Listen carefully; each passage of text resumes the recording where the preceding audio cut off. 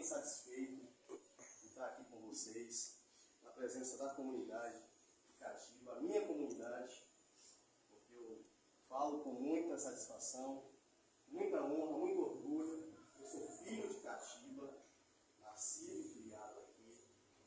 Tenho minhas origens na Chapada Diamantina, né? Meus pais vieram da cidade de Rio de Contas, no final da década de 70, início da década de 80, para implementar o trabalho de ampliação da educação nesse município.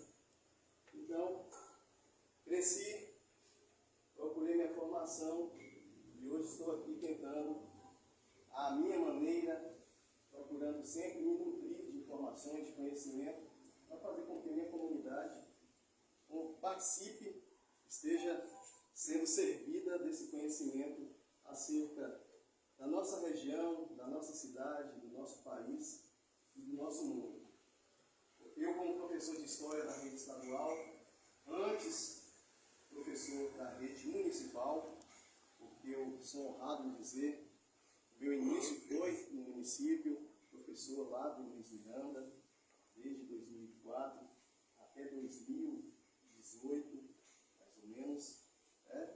E essa formação permitiu que eu chegasse até o colégio estadual e lá estou trabalhando com os filhos de vocês, netos, sobrinhos, os filhos de Catiba. É uma honra muito grande estar aqui hoje para falar sobre Catiba. E eu me encontro num poço de conhecimento. Não quero achar vocês que eu sou dotado de conhecimento total sobre Catiba, não. Vocês é que conhecem Catiba, certamente melhor do que eu. Porque o que eu sei é fruto de pesquisas, de leituras, das minhas vivências, das minhas memórias, mas ela tem um limite. A minha memória tem um limite. As minhas vivências têm um limite. Eu tenho 42 anos de idade.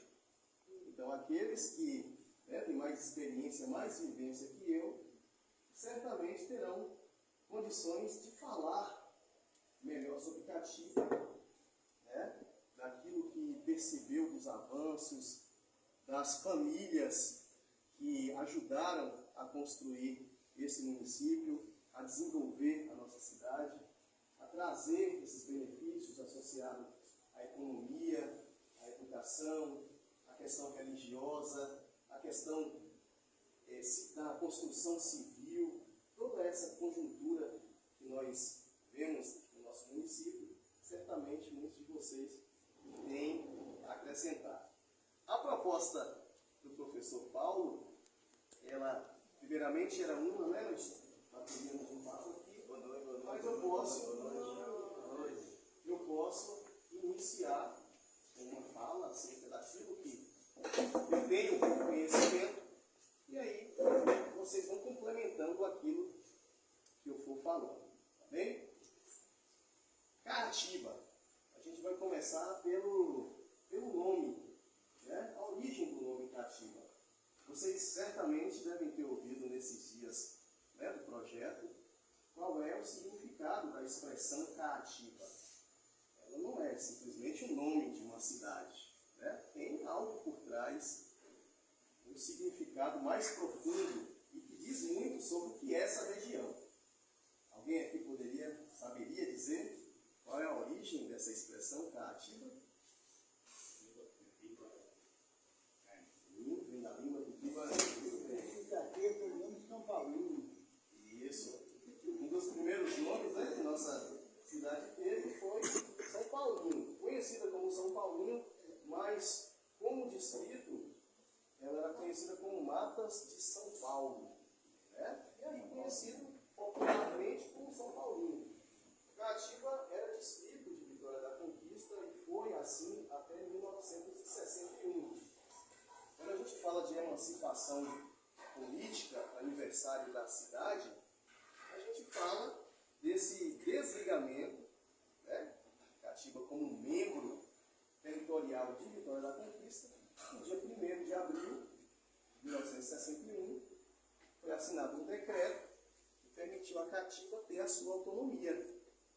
Catiba passou a ter agora um prefeito. E a Catiba não devia prestar contas mais à Vitória da Conquista. E sim, teria toda a sua estrutura montada, né? Poder executivo, legislativo, aqui dentro da cidade. Mas a pergunta inicial é: o que significa Caatinga?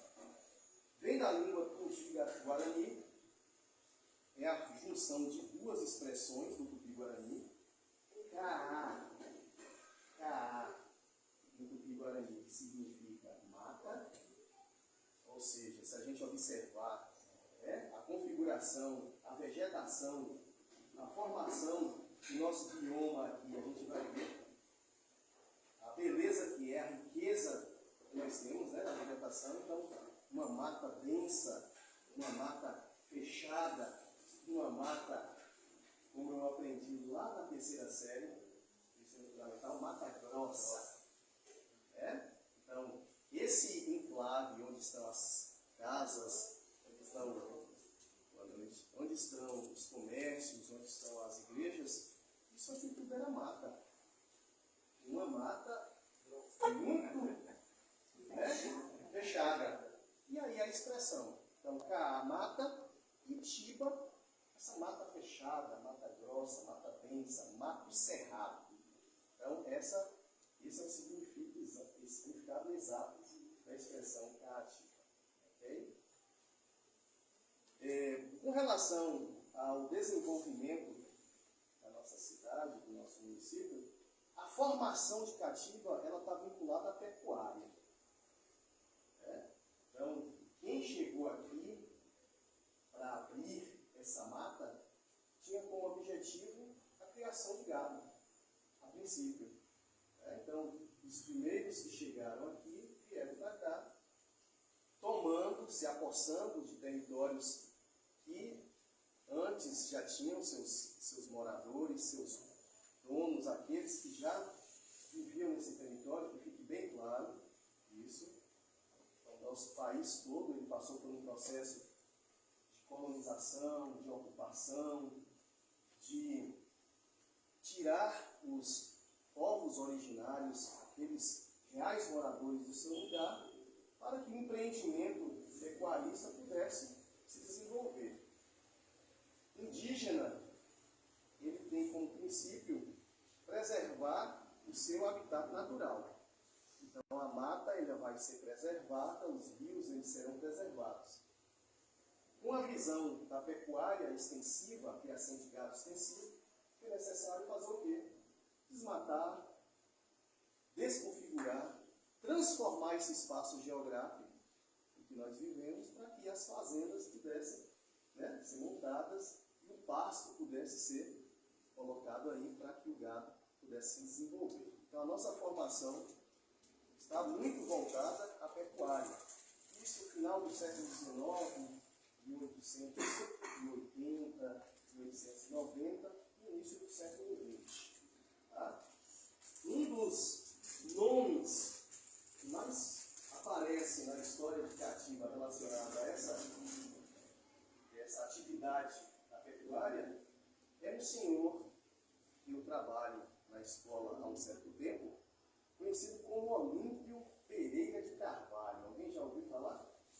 Alguém já ouviu esse nome? Olímpio de Carvalho?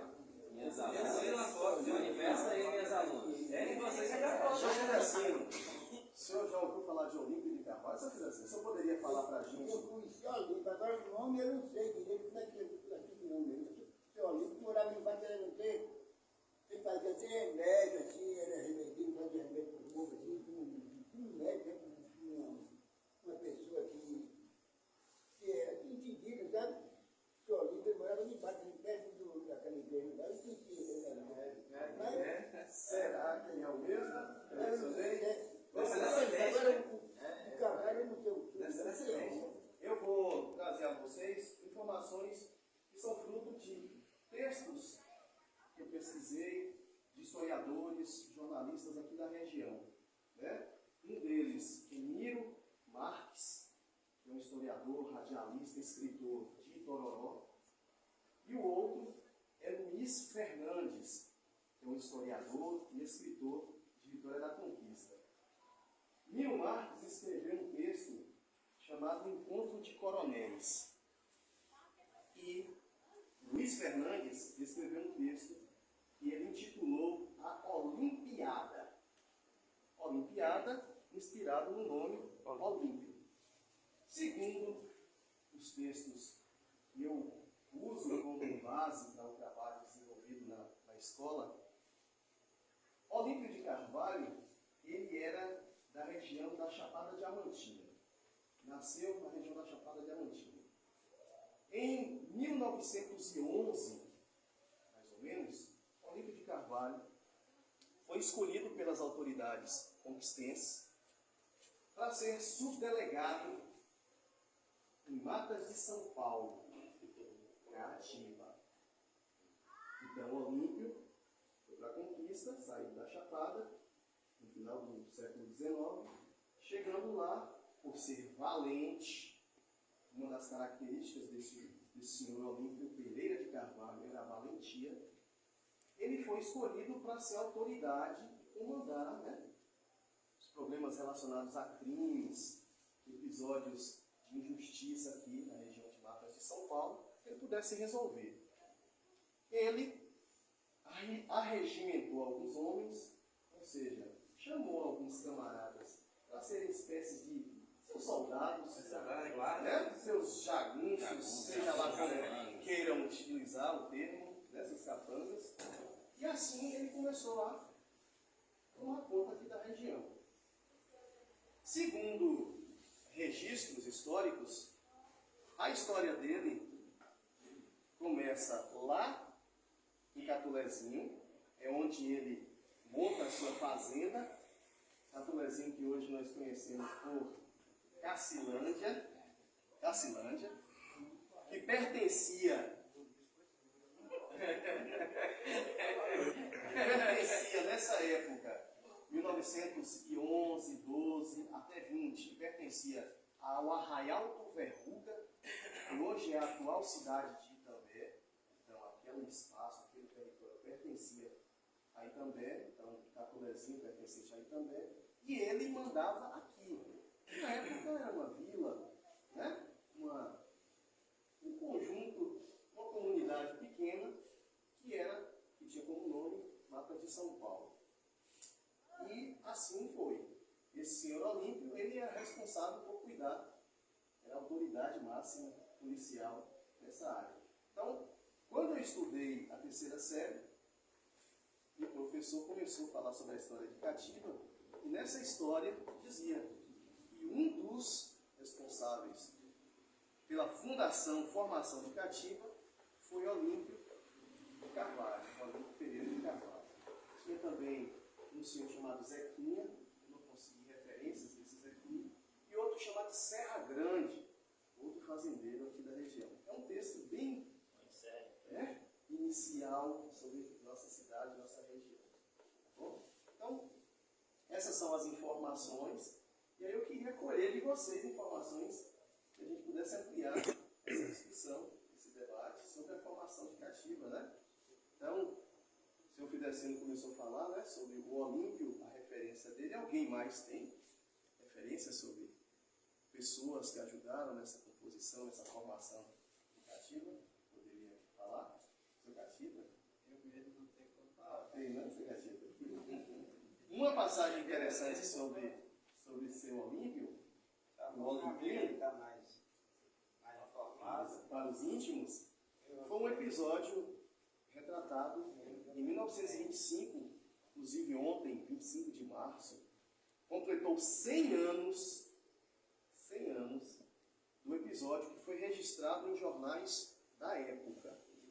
Então, o que foi transformado em textos, eles foram extraídos de jornais que circulavam aqui na década de 20, 1920, 21, 22 e 25. Um jornal se chamava A Semana e o outro era A Notícia.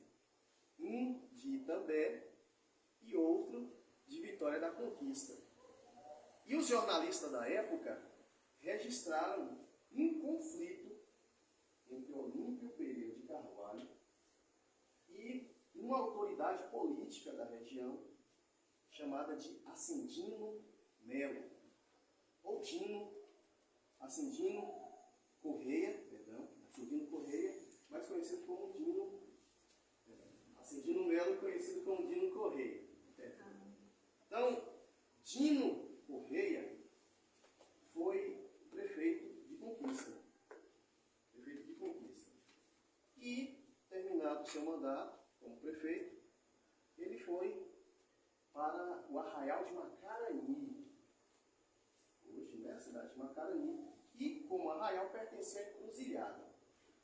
Diz a história que Olímpio Pereira de Carvalho encomendou que os seus homens fossem até uma região conhecida como Ribeirão do Salto, que é limites entre a Bahia e Minas Gerais, né? Então corta ali Macarani, pega lá para Cuiabá, vai entrando.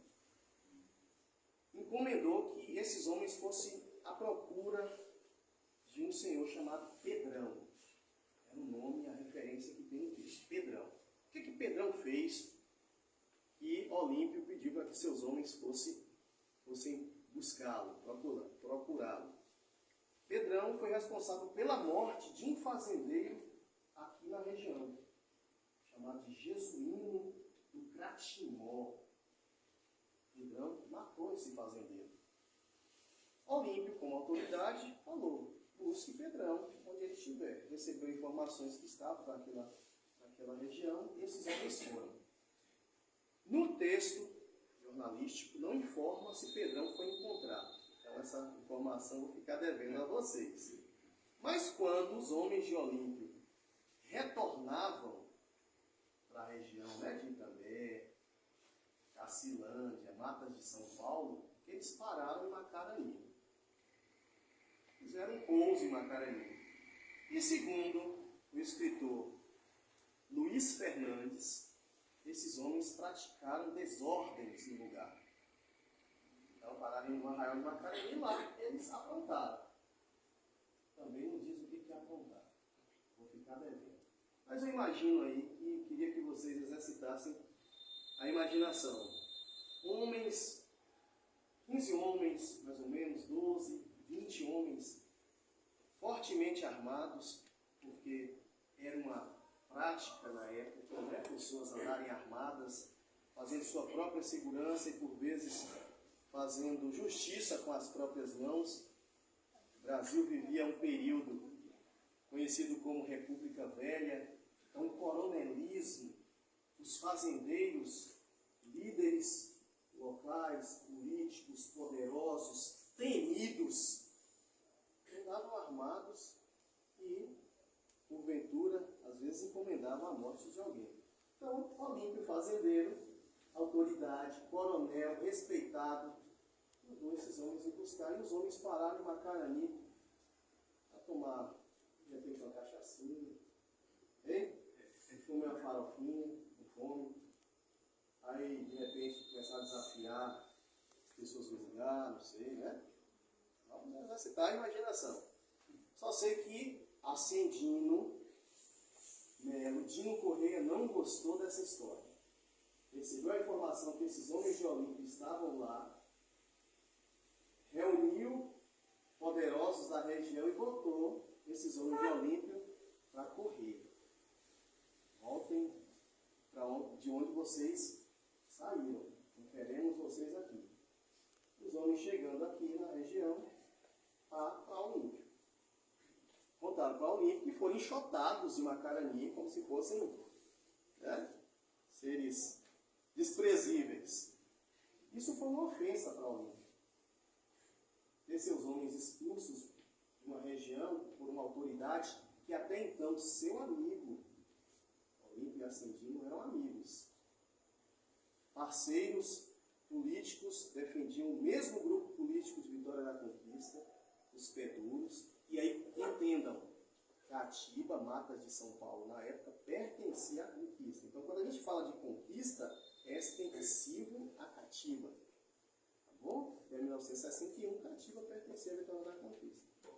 Então, esse grupo chegou aqui relatou o episódio para Olímpio, e Olímpio, prontamente, ao invés de perguntar o que eles fizeram, né, para merecer essa expulsão do lugar, ele mandou foi um bilhete bem desaforado para Dino Correia, seu amigo, para Ascendino Neto. O bilhete dizia exatamente isso. Vocês se lembram? O professor Paulo falou? O que ele falou?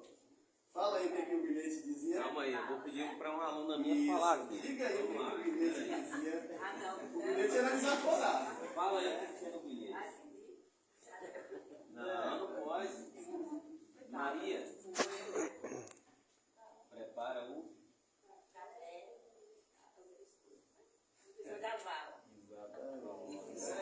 Muito bem, Paulo. O bilhete dizia exatamente isso. Vá para o Verruga, ou seja, saia aí de Macarani, vá para o Verruga preparar o café, eu estou levando os biscoitos. E esses biscoitos não era para tomar com um cafezinho os dois, né? Cordialmente, diplomaticamente, não. Né? Sentar ali à mesa para bater um papo, não, nada disso. Esse biscoito, segundo os historiadores, era bala, estava chamando para trocar tiro, resolver essa desavença na bala. E aí começou, né, a perseguição de Ascendino e Olímpio. A Olímpio. Em resumo, essa história de perseguição levou 60 dias, começou exatamente no dia 25 de março de 1925, ou seja, ontem fez exatamente 100 anos. Não estou falando porque inventei, não. Em registros históricos, né, tem fontes escritas que revelam esse episódio. E no final das contas, Ascendino perseguiu Olímpio de Itambé, foi para Catolezinho. De Catolezinho, Olímpio foi parar em José Gonçalves, que é um distrito de Vitória da Conquista, né? Para quem conhece, até chamar de Igor, José Gonçalves, Igor. De José Gonçalves, Ascendino expulsou Olímpio para Ituaçu, uma região chamada Gravatá. Então, ao longo desses 65 dias de perseguição, Olímpio conseguindo fugir dessa perseguição, e ele nunca revelou como é que ele conseguia, ele ficava cercado na fazenda, 60 homens, 70 homens de Ascendino, e de repente ele conseguia fugir com seus homens, com familiares, do lugar onde ele estava. Como isso é possível?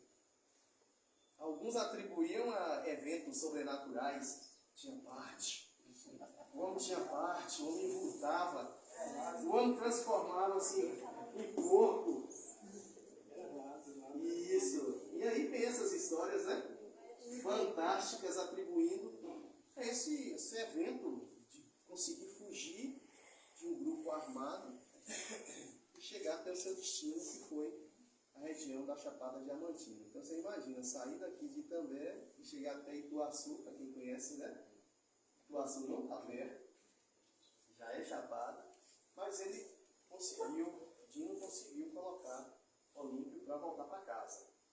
Porque ele considerava Olímpio um bandido. As práticas dele eram comparadas a práticas de bandido. Como autoridade, ele deveria ser responsável pelo quê? Por prender, encaminhar para a justiça, mas segundo os relatos, ele era responsável a mando dele que pessoas fossem mortas, assassinadas. Tanto é que a história diz que ele foi julgado por 32 homicídios aqui em Matas de São Paulo. Ele foi preso em 1930, quando essa história de coronel começou a tomar outro rumo, começou a acabar no Brasil. Em 1930, entra Getúlio Vargas, entra Getúlio Vargas e ele começa uma campanha de desarmamento pelo Brasil e começa a prender pessoas acusadas de crimes. Então essa história cativa tem a ver com Olímpio, tem a ver com com essa história vinculada à vitória da conquista também. Deixa eu fazer uma pergunta, professor. Pois, Alguém aqui já ouviu falar desse livro? Alguma história, algum pai, algum avô já contou? Pronto, calma aí. a gente precisa disso. Então encosta o microfone para falar. Encosta aí. Como que seu pai contava? Aí eu contava, né, nesse barulho violino, porque eles me contou assim, que barulho violino, né, foi quando ele nasceu, né, e ali o avô dele contava, né, sobre isso aí, que ele contou aí do mesmo jeito, né, que ele contou aí, meu pai me contou. Falava muitas coisas para mim. E ele falava que aí o pai de minha mãe, ele trabalhava de feira, aí vinha essa jagunçada, né? Aí passava lá do jogo dele, lá na tenda dele, ainda chamava ele ainda, vambora, Isso era onde? A senhora foi isso é daqui, que agora mudou, mas acho que era na volta do rio, eu acho que é Catulé, né? E tudo era mata. É aqui afastado do perímetro urbano? É fora aqui da cidade? É, fora da cidade, o Catulé passa aí, né? O canto leva ao pé daqui. É ali mesmo. Ele morava em volta do rio. Aí diz que eles passavam e chamavam ele para sair junto, né? Vamos, Amaro, sair com nós, né? Aqui, ó, se dá a intenção, ele só baixava